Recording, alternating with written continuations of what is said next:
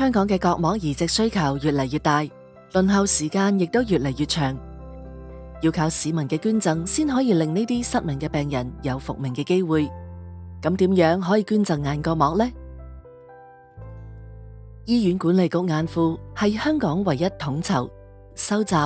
處理同分發眼部組織作移植、教育及研究用途嘅機構。逝者家屬可以主動向任何醫護人員提出捐贈意願，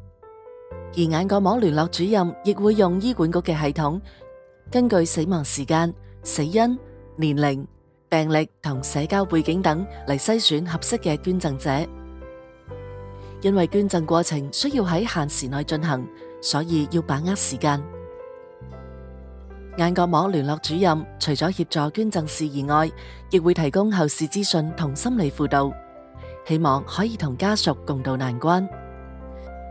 如家屬同意捐贈，眼角膜技術員會盡快進行摘取眼角膜手術，完成後會替捐贈者放入人造角膜，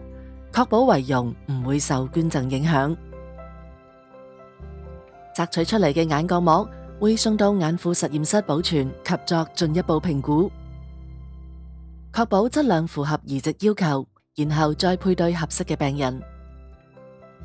眼角膜會分別派發到全港嘅醫院同眼科中心，幫助患者重見光明。